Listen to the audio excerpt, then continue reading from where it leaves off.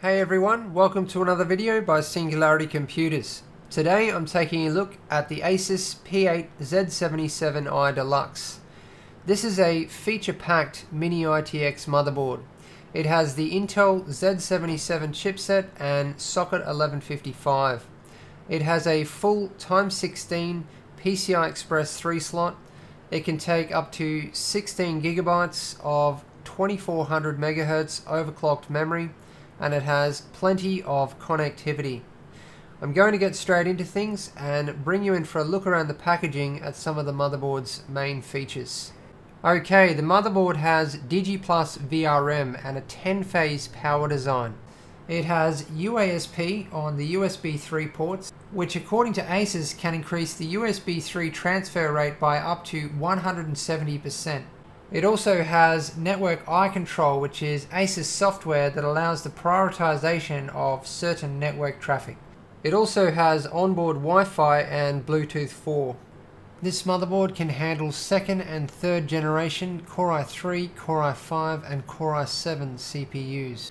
It has all of the features of the Z77 chipset, so Intel Smart Response technology, Rapid Start and Smart Connect. Now, Lucid Logic's Virtue MVP has a number of interesting new features. It allows the onboard GPU to work with a discrete GPU to improve input lag, image tearing and stuttering in games. Okay, now for a look at what comes with the motherboard. So you get a quick start guide, drivers and software disk, user guide, 2 Wi-Fi aerials for the inbuilt Wi-Fi. You get 4 SATA cables. You also get a couple of screws. Okay, now this is for the front panel connectors, and it's just to make things a bit easier. So basically you plug this connector straight into the motherboard and then it goes out to all of the usual front panel connectors. And finally you get the back I/O shield. Okay, now for a look at the motherboard itself. Now definitely the most eye-catching part of this motherboard is the fact that Asus has mounted the power delivery components on a separate PCB. So as you can see, it's mounted at the top of the motherboard vertically. So it's just screwed on, one screw on either side. And you can see it has a substantial heatsink on it. So this motherboard has 10 power phases, and you can see them all there. 8 are for the CPU and 2 are for the onboard GPU. So it's amazing to see such high quality power delivery components on a motherboard of this form factor. There's no way that they would be able to fit on the actual PCB of the motherboard, so it's great to see that Asus has fit them on a separate PCB, because this will allow for some moderate overclocking on this motherboard. And just a look around the back of it. So Asus calls it the Z77 ITX V-Core card. You can see there's a lot going on the PCB. So there's a nice thick piece of rubber across the top here, and this is because ITX cases are often unusually designed. So this PCB might end up coming up against a case panel somewhere, so it's just to stop short circuits. Okay. In the top left hand corner of the motherboard you can see 2 4-pin PWM fan headers. Moving across to the right hand side of the motherboard you can see the 8-pin EPS CPU power connector. Below that is the TPU switch, so this motherboard has the Asus Dual Intelligent Processors, EPU for power saving features and TPU for overclocking features. And moving on to the memory slots, this motherboard can handle up to 16 gigabytes of DDR3 single channel, up to 2400 MHz overclocked. And here you can see the 24-pin motherboard power connector. Below that is the front panel connectors. And moving across to the SATA connectors, so we have two SATA 3 and two SATA 2, all running off the Z77 chipset. And above those is the BIOS chip. And next to that you can see a small heatsink. Underneath this is the Z77 chipset itself. Moving across, you can see the onboard Wi-Fi. So that's 802.11a, b, g and n. And underneath that you can see a front panel USB 3 header. So this runs off the Intel Z77 chipset. In the bottom left hand corner of the motherboard is the front panel audio header.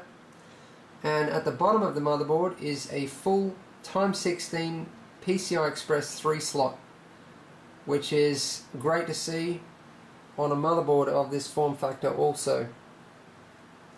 This motherboard will be able to handle some seriously high powered configurations, and it's actually wired for Time16, so amazing to see. Moving up the left hand side of the motherboard, we have two USB 2 headers. We then have the Memo K button. So this is for if the system fails to boot due to incompatible memory settings. You press this button, it will set safe settings for the memory and boot the system. We then have the CMOS battery, so it's vertical, which makes it a lot easier to remove. And just to look at the CPU socket 1155, you can see that it's fairly clear around the socket for a motherboard of this form factor, and the socket is almost in the center of the motherboard, which is great to see. It's going to add a little bit more compatibility for CPU coolers, but the problem with CPU coolers is going to be the power delivery component PCB. That is going to get in the way because it's very high and it's not that far from the CPU socket, as you can see, but it's got to be expected on a motherboard of this size. You often run into those kinds of restrictions anyway. Okay, now for a look at the back of the motherboard. So you can see how the PCB is bolted on. There's two big nuts on the back of the board, and there's a lot going on the back of the board, as to be expected on such a small motherboard. The lower heatsink is only clipped on, but it's only a very small heatsink, so it's definitely not a bad thing. Okay, now for a look at the back I/O panel. Starting on the left hand side, we have 4 USB 2 ports, so that's for a total of 8 USB 2 ports on this motherboard. We then have an optical SPDIF out, HDMI display port, the plugs for the aerials, for the onboard Wi-Fi, DVI, gigabit LAN, 4 USB 3. Now, 2 of the USB 3 on the back panel run off the Intel Z77 chipset, and 2 run off an ASMedia controller. So that's for a total of 6 USB 3 ports on this motherboard. We then have 2 eSATA. These are eSATA 2 and also run off the Intel Z77 chipset. Now, I meant to say before that the white connectors are SATA 3 on the midboard and the blue connectors are SATA 2. Okay, these two buttons, one is to clear the CMOS and the other is USB BIOS flashback. So that actually allows you to flash the BIOS even when there's no CPU or memory installed into the motherboard. And we then have the Realtek ALC 898 8-channel audio. Okay, it's now time for me to conclude this review. Now, this is an incredibly feature-packed, high-powered little board. It's great to see such high-quality power delivery components on a motherboard of this form factor. It's going to allow for some substantial overclocking, and it means that this motherboard can be used even in gaming builds. This would be perfect for a compact high-powered LAN build, because you could install something like the Intel Core i7-3770K, overclock it, and then even run a GTX 680 or 7970. That's what this motherboard is capable of, with 16 gig of memory. Then on top of that, this motherboard has plenty of connectivity, USB 3, eSATA, all of the different display connections. I'm really impressed with this motherboard. It definitely gets a thumbs up from me. If you want to see this board in action in a build, make sure you check out my upcoming build log. I think it will be client build 6. That sums up this video. Thanks for watching. Please subscribe, like and favorite if you want to see more.